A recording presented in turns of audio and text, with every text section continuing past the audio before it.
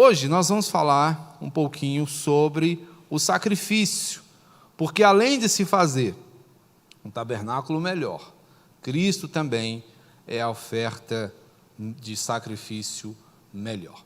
Portanto, eu chamo a sua atenção para a parte 2, do capítulo 9, necessariamente entre os versículos 15 e 28. E convidar você para a leitura dessa passagem, a fim de que entendamos o que ela quer nos falar. Isso. E diz-nos o texto: por isso mesmo, ele é o mediador da nova aliança, a fim de que, intervindo a morte para a remissão das transgressões que havia sob a primeira aliança, recebeu a promessa da eterna herança àqueles que têm sido chamados. Porque há um testamento. Onde há um testamento, é necessário que intervenha a morte do testador, pois um testamento só é confirmado no caso de mortos, visto que de maneira nenhuma tem força de lei enquanto vive o testador.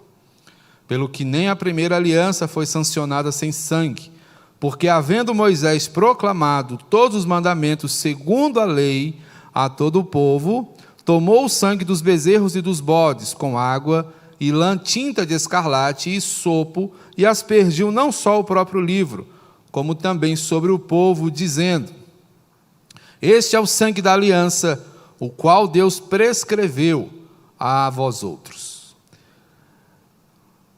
Igualmente, também aspergiu com sangue o tabernáculo e todos os utensílios do serviço sagrado. Com efeito, quase todas as coisas, segundo a lei, se purificam com sangue, e sem derramamento de sangue não há remissão. Era necessário, portanto, que as figuras das coisas que se acham nos céus se purificassem com tais sacrifícios, mas as próprias coisas celestiais com sacrifícios a eles superiores. Porque Cristo não entrou em santuário feito por mãos, figura do verdadeiro, porém no mesmo céu, para comparecer agora por nós diante de Deus, mas ainda para se oferecer a si mesmo muitas vezes, como o sumo sacerdote, cada ano entra no Santo dos Santos com sangue alheio. Ora, neste caso, seria necessário que ele tivesse sofrido muitas vezes, desde a fundação do mundo. Agora, porém, ao se cumprirem os tempos, se manifestou uma vez por todas para aniquilar, pelo sacrifício de si mesmo, o pecado. E assim como aos homens está ordenado morrerem uma só vez, vindo depois disto o juízo, assim também Cristo, tendo se oferecido uma vez para sempre para tirar os pecados de muitos, aparecerá a segunda vez, sem pecado, aos que o aguardam para a salvação.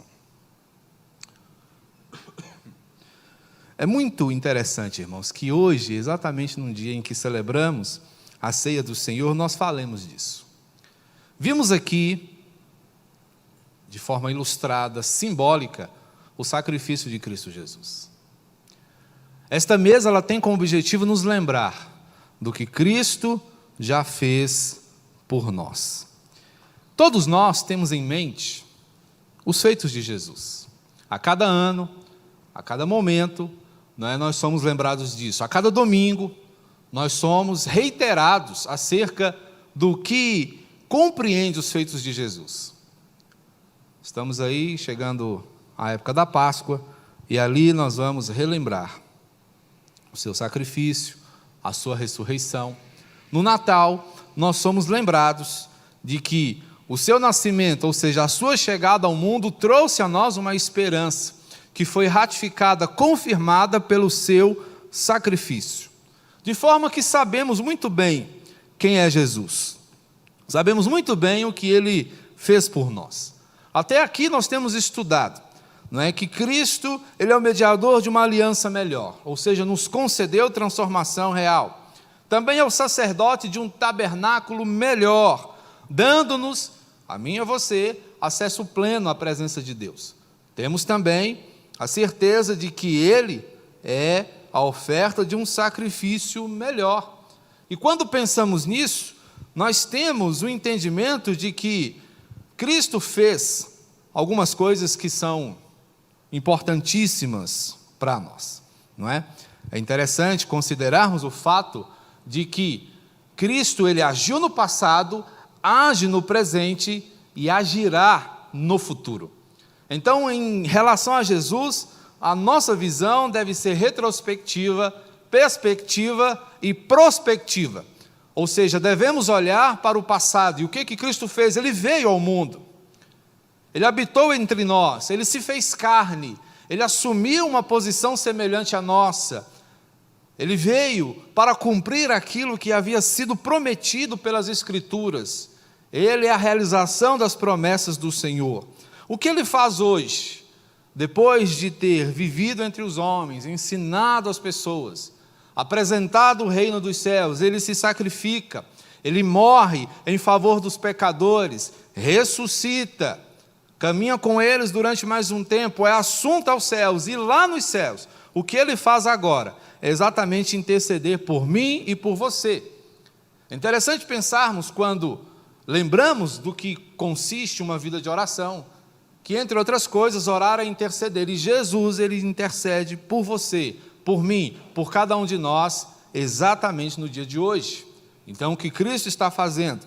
Ele está diante do Senhor, preparando um lugar para cada um de nós. Ele está diante do Senhor, orando por você, intercedendo por você, fazendo às vezes de um advogado, junto a Deus, em seu nome. E o que ele vai fazer? Quanto ao futuro, nós temos uma perspectiva maravilhosa, que é a parousia, que é o retorno de Cristo Jesus, que é a sua volta, a qual deve consistir na grande esperança do crente. É isso, meus irmãos, que nós devemos aguardar todos os dias. Vivemos nesse mundo, trabalhamos aqui, corremos, como costumamos dizer, atrás dos nossos sonhos, lutamos, pelos nossos objetivos, desenvolvemos a nossa missão, mas sempre com os olhos nos céus, sempre aguardando a abertura desses mesmos céus, para que Cristo venha de lá e nos leve juntamente com Ele, para que com Ele reinemos por todo sempre, pelos séculos dos séculos. Amém? Estamos o tempo inteiro, ou deveríamos pelo menos, estar a todo instante, aguardando esse retorno precioso. Portanto, nós devemos caminhar sempre, olhando para trás, no que diz respeito a Cristo. Não que você deva viver de passado, mas que você deva sempre se lembrar que Cristo veio a este mundo, que as promessas do Senhor se cumpriram, que o Salvador veio, habitou entre nós, cheio de graça e de misericórdia, para fazer com que nós caminhemos hoje aqui com a certeza de que temos a sua assistência, de que os seus ensinos são verazes e são verdadeiros. Olhando para a frente, olhando para o nosso tempo, vivendo em perspectiva, procurando entender o significado de todas as coisas, mas sem, contudo, esquecermos o futuro, lembrando que Cristo virá a segunda vez para consumar todas as coisas conforme Ele tem dito. Portanto, pensando um pouquinho nessas perspectivas, vamos entender o que significa olhar para trás. É um chamado, meus irmãos, a uma visão retrospectiva. E viver em retrospectiva significa revisar aquilo que já foi feito, aquilo que já nos foi dado. Observem o que o texto nos diz aqui no verso 14, quando lemos assim: muito mais o sangue de Cristo, que pelo Espírito eterno a si mesmo se ofereceu sem mácula a Deus. Esse mesmo sangue purificará a nossa consciência de obras mortas, para servirmos ao Deus vivo. Cristo nos transformou por meio do seu sacrifício. Esse sacrifício nos purificou. Esse sacrifício nos tornou dignos do Senhor, que é santo, verdadeiro e puro.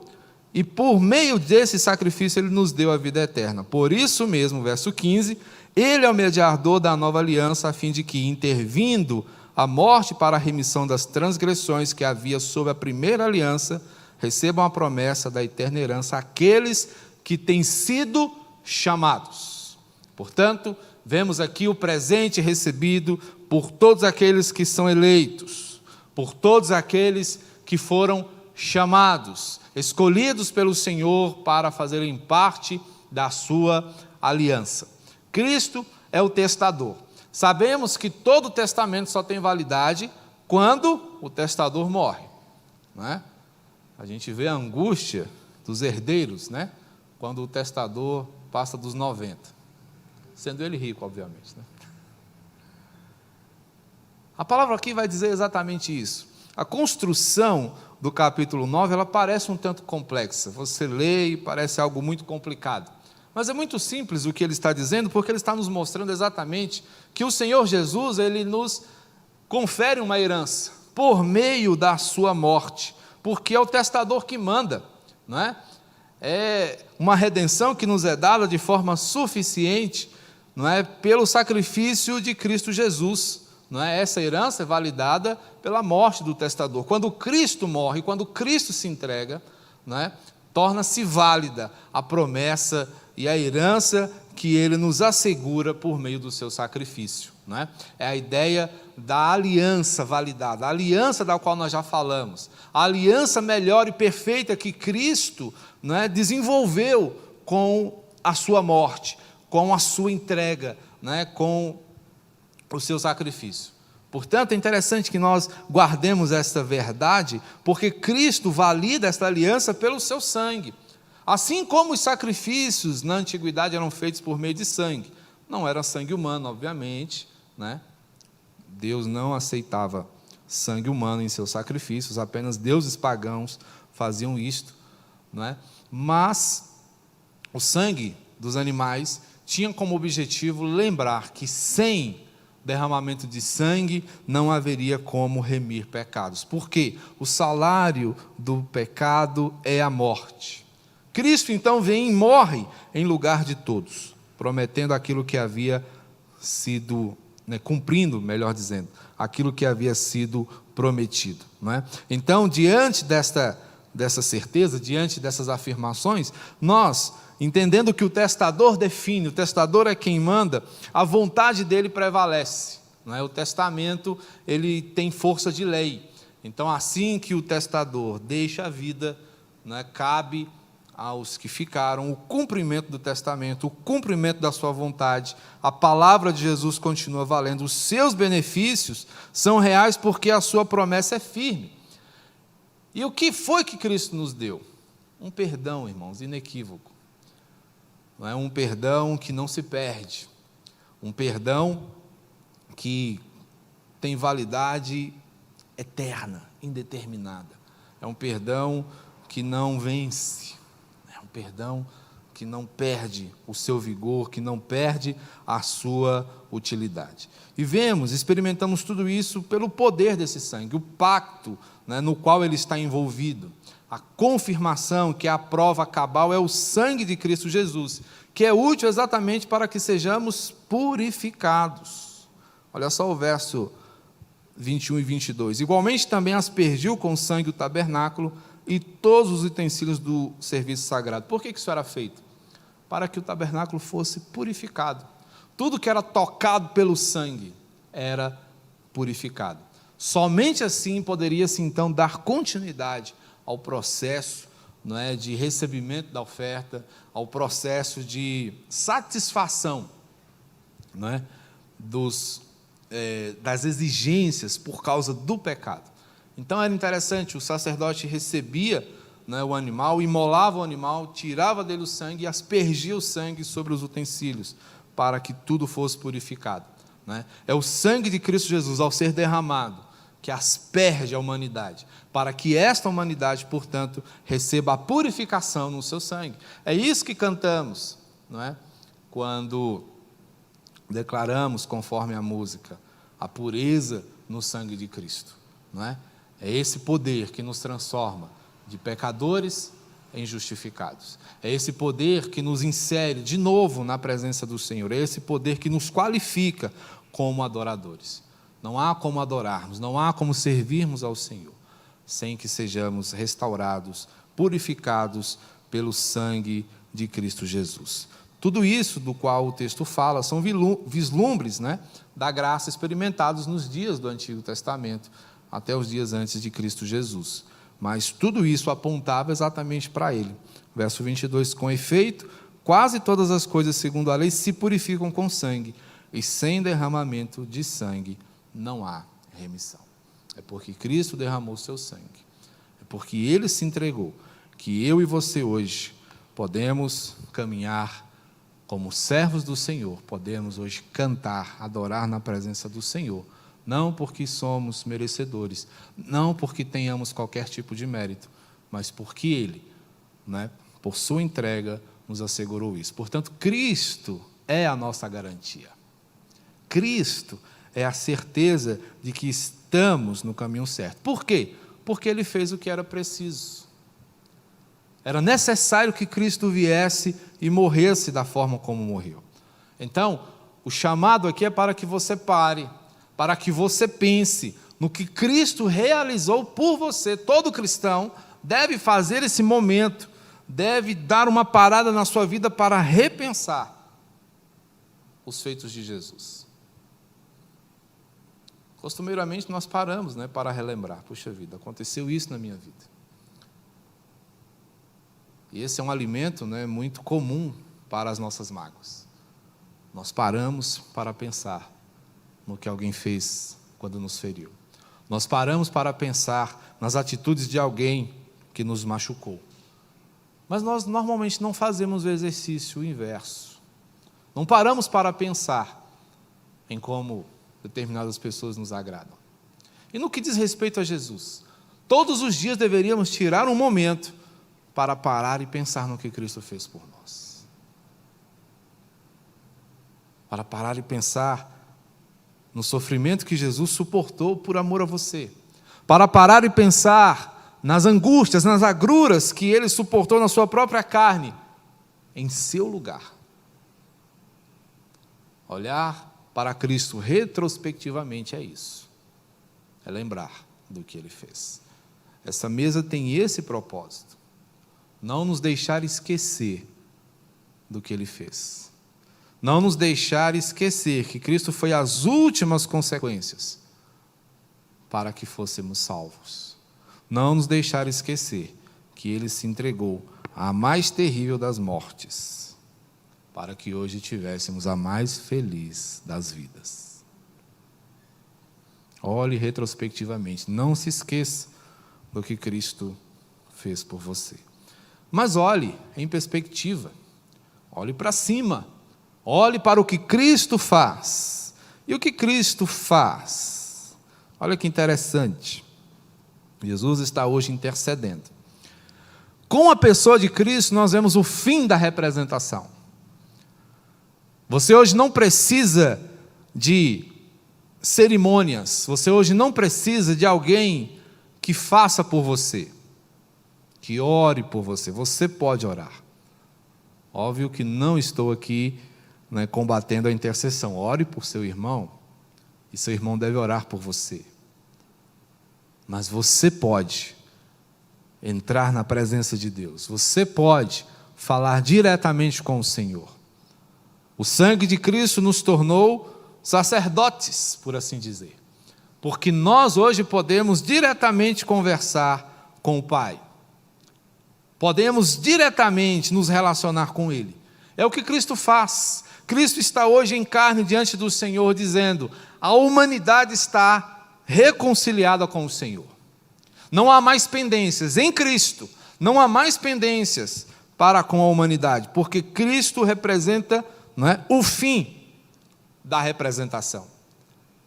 Ele acaba com isso e coloca nas nossas mãos, na mão de cada um de nós, um ingresso onde você pode acessar definitivamente a presença do Senhor. Cristo, portanto, Ele efetiva isso, e Ele ministra no céu, diante de Deus, todos os dias, Então, Ele está hoje fazendo intercessão por você. E logo, Jesus está hoje, cara a cara com Deus, permanece no céu. O sacerdote entrava no Santo dos Santos e saía, e só voltava no ano seguinte. Cristo entrou e lá está até hoje. Por isso Ele é um sacerdote perfeito. O sacerdote não podia permanecer lá, porque o sacerdote humano, o sacerdote levita, porque ele era imperfeito. Ele cometia pecados, e em pecado não se pode estar na presença de Deus. A humanidade não suporta a santidade do Senhor. Por isso o sacerdote saía, ia fazer o que tinha que fazer e retornava. Mas Cristo não, ele rompeu o véu. Ele não só entrou e permaneceu, como também concedeu a cada um de nós acesso pleno à presença do Senhor. Olha só que lindo o verso 24. Porque Cristo não entrou em santuário feito por mãos, figura do verdadeiro, porém no mesmo céu para comparecer agora por nós diante de Deus. É lá que Cristo está. E por que Cristo está lá? Por sua causa, por você, falando a seu favor, trabalhando a seu favor, fazendo tudo para que você reconheça isso. Cristo, ele entra na presença do Senhor em suficiência e efetividade. Quando a gente fala de suficiência, a gente entende que não precisa fazer mais nada, o sacrifício foi perfeito. Nem ainda para se oferecer a si mesmo muitas vezes como sumo sacerdote. Olha que interessante, cada ano entra no Santo dos Santos com sangue alheio. Neste caso, verso 26, seria necessário que ele tivesse sofrido muitas vezes desde a fundação do mundo. Não é? Cristo, ele sofre uma única vez, mas sofre de uma vez por todas. O sacrifício de Cristo, ele não precisa ser refeito, ele não precisa ser representado todos os anos, ou periodicamente. Ele foi feito uma única vez, e nesta única vez ele cumpriu aquilo a que se destinava. Então acabou em Jesus a periodicidade dos sacrifícios, porque ele fez tudo de uma vez. Ele entrou para ficar. Não como o sacerdote que entrava e saía e voltava de novo, não é? Portanto, é um sacrifício veraz, suficiente. É um sacrifício real, efetivo, atemporal. Esse sacrifício, inclusive, abrangeu todos aqueles que viveram antes de Jesus. A gente fica perguntando, puxa, o que aconteceu com Noé, com Abraão, com essa turma toda? Como é que eles foram salvos? Foram salvos por meio de Jesus também. Os sacrifícios, tudo aquilo que eles faziam, a sua devoção, tinha como objetivo apontar para Cristo. Cristo divide a história, mas quando ele chega no meio da história, ele abrange toda a história, antes e depois dele. Portanto, o sacrifício de Jesus, ele é atemporal. E é exatamente aí que nós encontramos a perfeição do seu sacrifício. E exatamente por isso também ele ganha caráter definitivo. Tendo Cristo se oferecido uma vez para sempre para tirar os pecados de muitos. Então, o sacrifício de Jesus, ele é abrangente nesse sentido, ele não é universalista, ele é abrangente, ou seja, todos aqueles que creram são abençoados e resguardados pela eficácia da sua entrega, porque Cristo é o tratamento efetivo do pecado. Não há como sermos tratados do nosso pecado sem a pessoa de Cristo Jesus, sem o derramar do seu sangue puro e cristalino, porque em Cristo, irmãos, nossa causa, ela está ganha. Em Cristo, esta causa está encerrada, resolvida, completa, o débito está quitado, não é? Tudo está terminado porque Cristo fez tudo com êxito. Cristo não deixou ponta solta, Cristo não deixou nada para depois, ele fez tudo o que tinha que fazer, portanto não restam saldos. E é justamente nesse ponto onde nós precisamos nos atentar, porque quando surgem heresias, quando surgem novos ensinos, não é preciso fazer isso, como nos dias dos apóstolos. Beleza, você é salvo em Cristo, mas é preciso se circuncidar. Você é salvo em Cristo, mas é preciso fazer esse ritualzinho. Como hoje, ainda tem. Somos salvos em Cristo, mas a minha participação é importante para que a salvação se complete. A minha participação é importante para que a bênção seja maior. Não. Nossa dependência em relação a Cristo deve ser total e irrestrita. Se alguma coisa resta para eu e você fazermos, o sacrifício dele não foi efetivo. Óbvio que isso não quer dizer que você não tenha responsabilidades para com a sua salvação. Muito bem lembrou aqui o presbítero Marcos, na abertura da nossa escola, quando ele falou sobre desenvolvimento de salvação. Desenvolver é uma coisa, ganhar é outra. Você a ganha, você a recebe de graça, sem mérito, mas é sua responsabilidade desenvolver aquilo que você recebeu. É sua responsabilidade aprimorar aquilo que o Senhor te deu, não é? Portanto, basta para que isso aconteça que nós creiamos. Basta crer. Crer em quê? No sacrifício de Jesus. Crer em quê? Nas palavras de Jesus. Confiar em quem? No próprio Jesus. É assim que nós vivemos. E a partir dessa confiança nós confessamos e recebemos o perdão.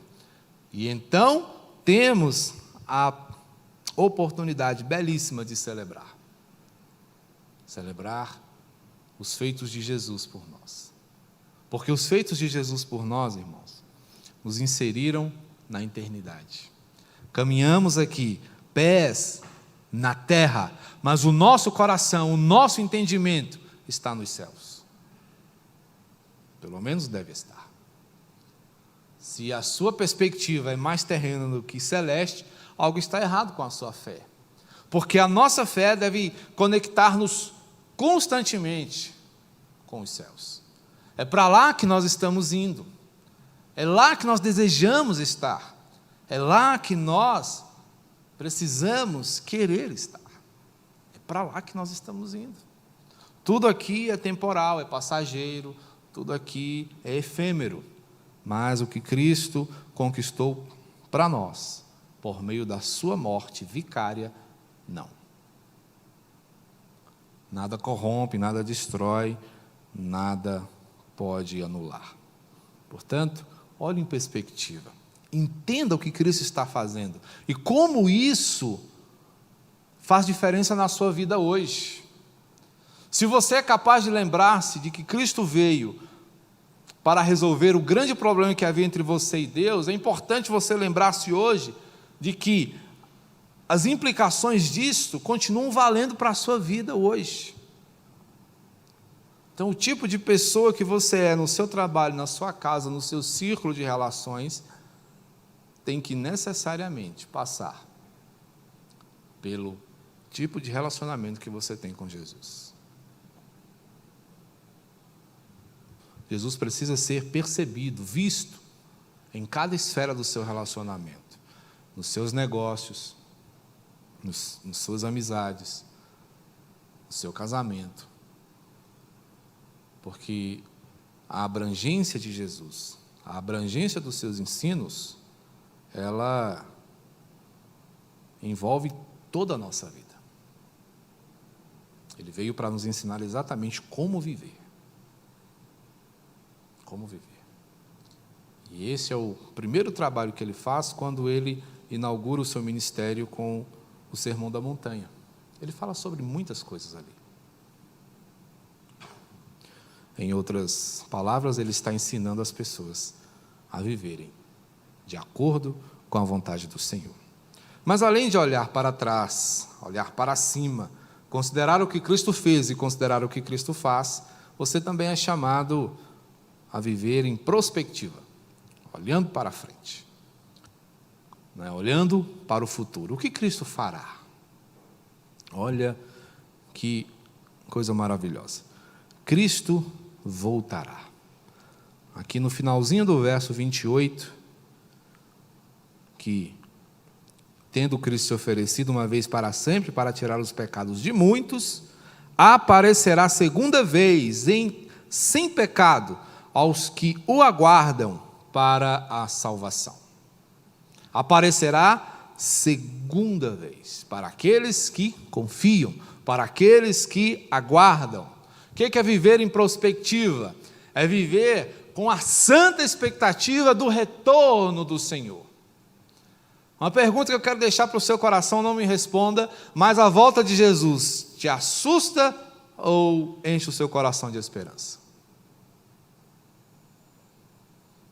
Se te assusta, significa que algo não está certo, Algo de errado não está certo na sua vida.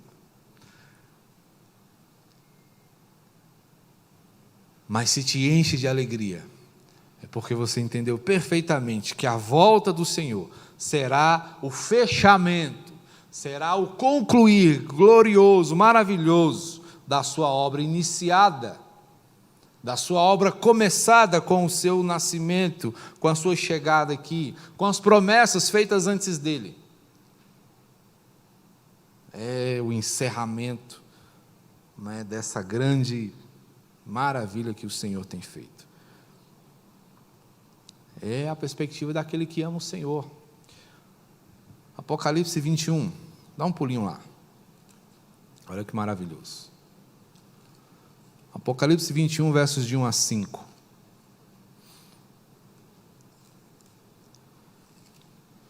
O livro de Apocalipse é um livro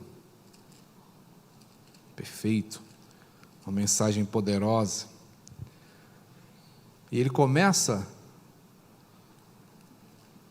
o penúltimo capítulo dizendo assim: vi novo céu e nova terra, pois o primeiro céu e a primeira terra passaram, e o mar já não existe. Vi também a cidade santa, a nova Jerusalém, que descia do céu da parte de Deus, ataviada como noiva adornada para o seu esposo. Então ouvi grande voz vinda do trono, dizendo: eis o tabernáculo de Deus com os homens, ele habitará com eles, eles serão povos de Deus, e Deus mesmo estará com eles, e lhes enxugará dos olhos toda lágrima, e a morte já não existirá, já não haverá luto, nem pranto, nem dor, porque as primeiras coisas passaram. Verso 5, e aquele que está assentado no trono diz: eis que faço novas todas as coisas, e acrescentou: escreve, porque estas palavras são fiéis e verdadeiras. Eis que faço novas todas as coisas. Depois de apresentar a João a luta da igreja, as tribulações, os sofrimentos, a promessa que vem da parte do Senhor é de uma renovação ampla e total. Portanto, para aquele que ama o Senhor, é esta alegria que está reservada. São essas promessas que vão se cumprir. São as transformações que hão de se efetivar, porque ele virá fazer o que já foi consumado. Reunir os salvos, apresentar a superioridade da nova aliança e entregar a cada um de nós de forma plena e total a herança que recebemos por meio do seu sacrifício. Como eu já disse, é a completude, a consumação última do projeto de Deus, é o completar da esperança. É quando seremos glorificados, é quando veremos, não é, a confirmação dessa perspectiva, que deve ser alimentada por uma expectativa. Aqui sim você pode nutrir expectativa, porque aquele que promete é fiel. Quando nossa expectativa está fundamentada em homens, ela é passível de frustração, porque pessoas falham, mesmo não querendo falhar muitas vezes. Somos falíveis, não é? Podemos ter encerrado a nossa jornada antes de cumprirmos tudo aquilo que gostaríamos. Quantos não morrem em viagens indo ver seus parentes? A gente até imagina as mensagens, né? Põe água no feijão que estou chegando para o almoço. No meio da viagem acontece alguma coisa, a expectativa não se concretiza. Mas tudo isso porque somos finitos, porque somos limitados. Fazemos planos, mas a confirmação não depende de nós. Fazemos planos, mas dependemos de muitos outros fatores. Mas aquele que promete vir, aquele que promete nos dar, aquele que promete fazer novas todas as coisas, esse não conhece empecilhos, esse não conhece limites. E se ele prometeu, ele de fato vai cumprir, e nele nós podemos sim ter grandes expectativas. Expectativas fiéis, reais, verdadeiras. Expectativas que brotam em nosso coração, sementes e florescem em gratidão. É isso, irmãos, que nos dá a alegre certeza que deve habitar o coração de todo cristão. Porque essa certeza advém de alguém que, tendo prometido, veio. E vindo, voltou para o Pai, fazendo-nos promessas de nos preparar lugar. Prometeu também retornar. Se ele já cumpriu tudo até aqui, certamente não falhará na última parte.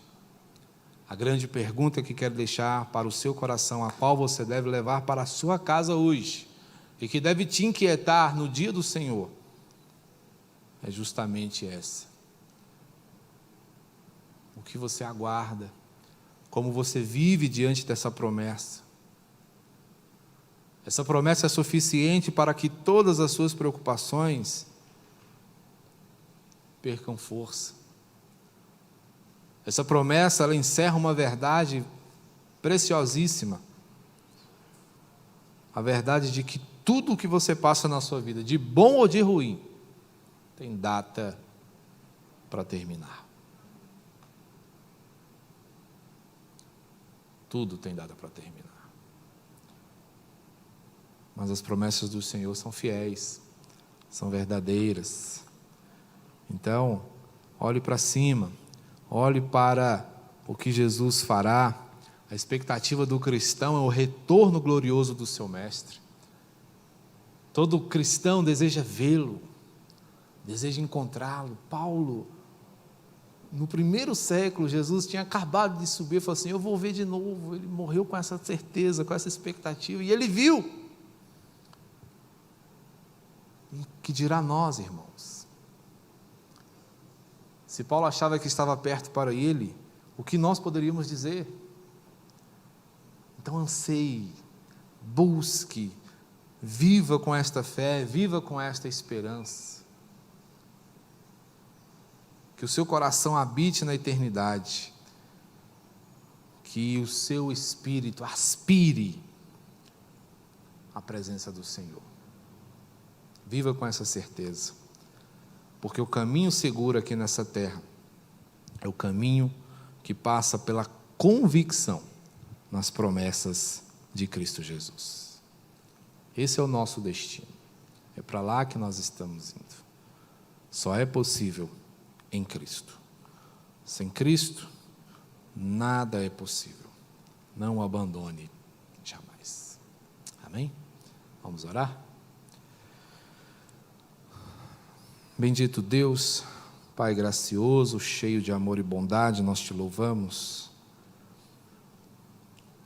E o que poderíamos dizer, Senhor, ante as maravilhas de Cristo, se não agradecer, se não te louvar, se não te bendizer?